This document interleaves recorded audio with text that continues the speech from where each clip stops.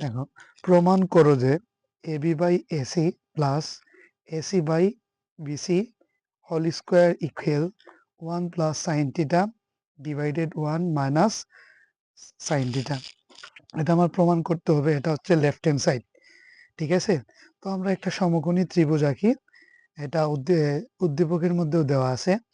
A B C একটি সমকোণী ত্রিভুজ এবং সি কোণের মান দেওয়া আছে থিটা, ঠিক আছে। ত্রিভুজ এ বি সি হতে পাই, আমার উদ্দীপকে বলছে A B by AC, A B by এসির মান বের করতে হবে।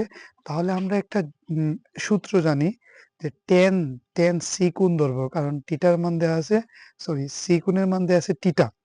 তাহলে টেন সি, টেন থিটা সমান আমরা জানি টেন থিটা সমান লম্ব বাই ভূমি, এটা আমরা জানি, ঠিক আছে।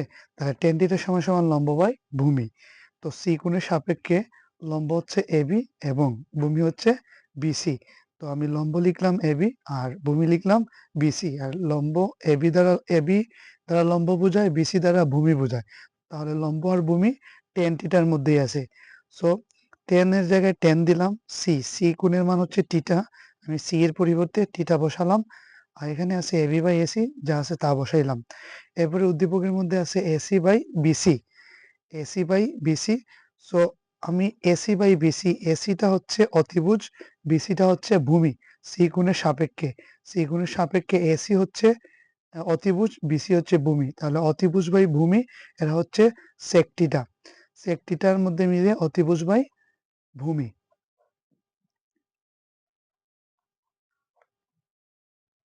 অতিভুজ বাই ভূমি। তাহলে সেক থিটা ইকুয়াল লিখলাম এসি বাই বিসি। ওকে, এখন লেফট হ্যান্ড সাইড বাম পক্ষ দেওয়া আছে A B by AC plus AC by BC whole square. তো আমি এটা লিখলাম, বাম পক্ষটা লিখলাম A B by BC plus AC by BC whole square. তো এ বি বাই বিসি এর মান আমি টেন থিটা পেয়েছি। এ বি বাই বিসি সমান সমান টেন থিটা পেয়েছি।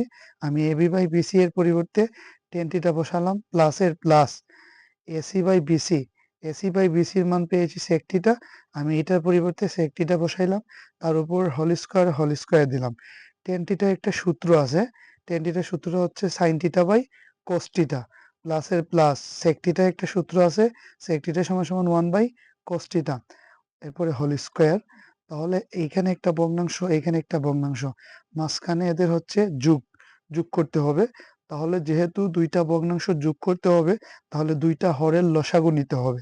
এখন প্রথমটার লসাগু হর আছে cos থিটা, পরেরটাও আছে cos থিটা। সো দুইটার হর যেহেতু cos থিটা, তাহলে এটা সমহর জাতীয় ভগ্নাংশ। সো দুইটা যেহেতু সেম, আমি একটা নেব cos থিটা, আর উপরে যা আছে তা যোগ দিয়ে দিব, sin থিটা প্লাসের প্লাস 1 এর 1, ঠিক আছে।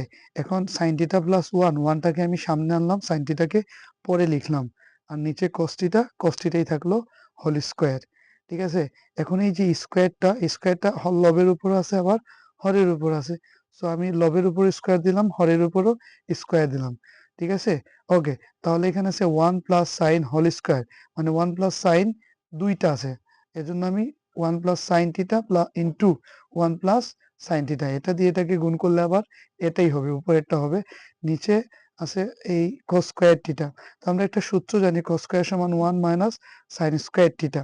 তো 1 এর উপর যদি আমরা স্কয়ার দেই, তাহলে স্কয়ার মাইনাস বি স্কয়ার, 1 কে এ ধরবো, সাইন কে বি ধরবো। স্কয়ার মাইনাস বি স্কয়ার সূত্র হচ্ছে এ প্লাস বি ইন্টু এ মাইনাস বি।